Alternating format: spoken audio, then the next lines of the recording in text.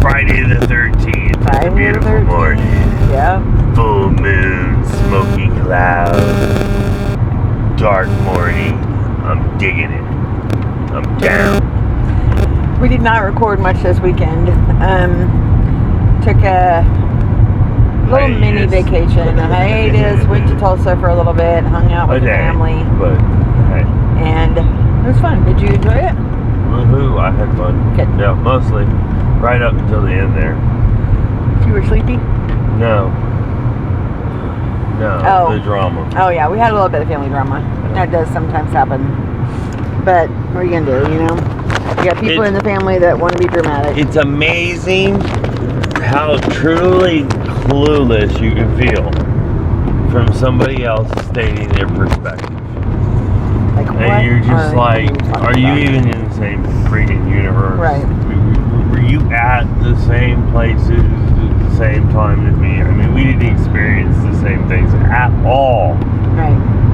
But anyway. It's been really strange how much different perspective can be when you're dealing with family. Oh. And the way that they see what... Sorry, guys, I'm trying to fix this out. How they see what happened and the way that you see what happened.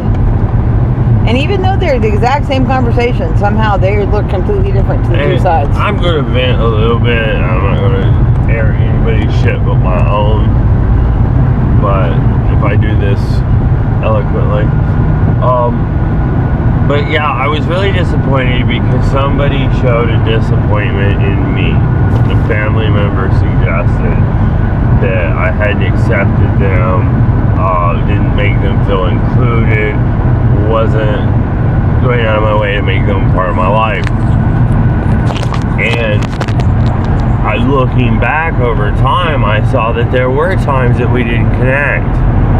And that person was trying to make that connection, or at least I thought they were, and I was trying to make that connection, but it didn't always work out real well. Well, this is a time period in my life when I was in a freaking wheelchair, no job, no money, and my family lives over 100 miles away. Yep. And I know 100 miles isn't a whole lot, especially for somebody who likes the globe trot. But when you're in a wheelchair, you can't get out by yourself, and you got one income supporting you, and so she's working all the freaking time, 70, 80 hours a week. I didn't even have the support to go do something and be there. And so there were a lot of times that I was like, no, I can't make it. No, I can't make it. And I'm not the kind of person to dump on you and give you all the reasons why I can't make it. Right. Because then it just sounds like excuses. And I'm not interested in making excuses on why I can't do something. But at the same time, you know, I can only do what I can do. And so it was really a little eye-opening that the situation was seen from that point of view, and I felt a little disappointed in myself that I let somebody down. But then at the same time, I'm like, you're being totally oblivious to my situation. Right, exactly. You don't even know what's going on in my life, and you're not considering that there are two sides to everything. Right.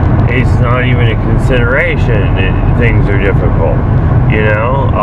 We went to Tulsa, she said yesterday, but we're literally pinching pennies and juggling shit so that we have enough gas to go see my brother without putting a burden on him and going, hey dude, I need you to fill my tank if you want me to come see you, you know? And he has 3 siblings that live in Tulsa, but only one of them that's actually ever showed any interest in spending time with us.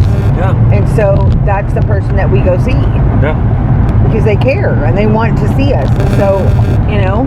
And I saw other family members, and I went out of my way to see as many of them as I could under the short time that I had. Yeah. But some of my family members had made no effort to stay in touch with me. Almost counter effort. Right. And even gone so far as to suggest that I wasn't welcome every place they went. Right. And so, yeah, and then to come back and say that, well, you're not very supportive of me. Well, how am I supposed to be supportive of somebody that doesn't want my presence? Right. And has actually face-to-face said I don't want you around. Yeah. But then that person will then 6 months later decide to use it as a jumping ground, saying that we never spend time with them. And it's like, that's ridiculous. You're being delusional. Stop it. Along with the fact that I don't argue when people say, hey, I don't think that we can hang out, because my whole life I've been the bad influence. Yeah. If you're hanging out with me, you're probably going to do something that you wouldn't do otherwise. I'm going to push your boundaries. I'm going to get you to step outside your comfort zone, outside of what you would normally do. And so if you're not a strong, well-balanced person, you probably shouldn't hang out with me, because I'm going to influence you, and you're going to do shit you're going to regret, and you're going to blame me, and it's going to work counterintuitive to our relationship if you're not open to new, interesting ideas. So I don't push people when they're like, hey man, you're a little too intense, or hey man, I don't want you in this environment, you know, you got a loud mouth, foul mouth, you're a smoker, you're a drinker, whatever the case may be. I'm like, okay, I understand that, and I'm not going to push that on you, and I'm not going to push myself into your life. But at the same time, to then flip that on me and go, yeah, I didn't want to be around you, because you're a bad influence, but I really needed you. What? You weren't there for me. What? I just don't know what to say to that. So, all that to say, there was some interesting family drama this weekend. This past week, I guess. Our weekend, sort of. So, I'm kind of rethinking how I need to make myself available for those people in my family. Yeah. You know, because I do want to be that. My door's always open to family members. You can call, you can text, you can show up at my doorstep. I will not turn you away. Now, if I'm there,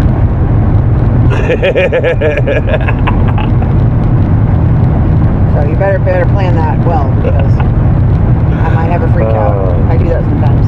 So anywho, it was interesting. We overate. We kind of made the decision that we're going through the end of the year on whatever we want to do, and then I'm gonna restart on January when all these holidays are out of the way. And while she's working on our diet, what we're intaking, it looks like I need to work on my spirit and what I'm putting out there. Yep. So, anyway, I love y'all, especially my siblings, every one of you, no matter how crazy you are, because you're all at least a little more sane than I am. So, keep that in mind. Thanks for watching, guys.